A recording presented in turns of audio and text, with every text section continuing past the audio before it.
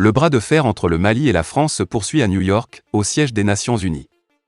Bamako a saisi le Conseil de sécurité de l'ONU, affirmant détenir des preuves d'un soutien de Paris au groupe terroriste malien.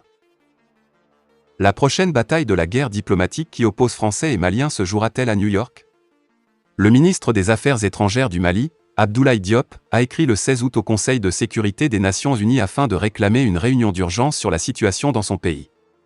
Dans sa lettre, le chef de la diplomatie multiplie les accusations envers la France et ses soldats dont les derniers ont officiellement quitté le territoire malien le 15 août. Selon nos informations, Bamako y dénonce une nouvelle fois des violations répétées de l'espace aérien du Mali par la France.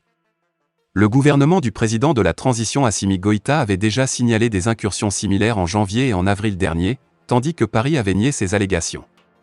Abdoulaye Diop affirme dans son courrier disposer de preuves et être prêt à les présenter au Conseil de sécurité. Dans la même lettre, le diplomate va plus loin. Il affirme aussi détenir des éléments qui indiqueraient que la France avait collecté des renseignements au Mali afin de les fournir à certains groupes terroristes. Paris aurait également, selon le même Abdoulaye Diop, livré des armes et des munitions à ces derniers. Là encore, Bamako assure pouvoir transmettre des éléments crédibles aux membres du Conseil de sécurité. Le 7 août, des attaques simultanées imputées à l'État islamique au Grand Sahara, EIGS, ont fait 42 morts et de nombreux blessés parmi les forces armées maliennes, FAMA. Dans son communiqué, la Direction de l'information et des relations publiques des armées, DIRPA, a immédiatement évoqué une forme de complicité extérieure. Les opérations clandestines et non coordonnées enregistrées par les FAMA confirment la thèse que les terroristes ont bénéficié d'un appui majeur et d'une expertise extérieure, a ainsi déclaré la DIRPA, faisant sans doute allusion aux prétendues incursions aériennes françaises. La missive du 16 août vient aggraver les tensions qui existent déjà entre Paris et Bamako, en particulier depuis l'officialisation du départ de l'opération Barkhane du territoire du Mali et l'arrivée des mercenaires de Wagner dans le pays, à la fin de 2021.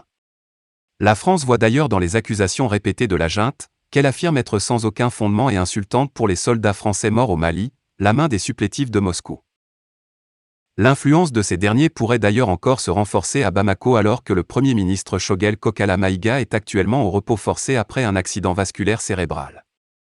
Selon nos sources, le convalescent est en effet remplacé provisoirement à son poste par un homme fort de la junte, le ministre de la Sécurité publique, Sadio Camara.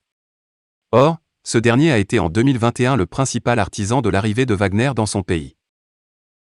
Fin de la vidéo, merci pour votre attention.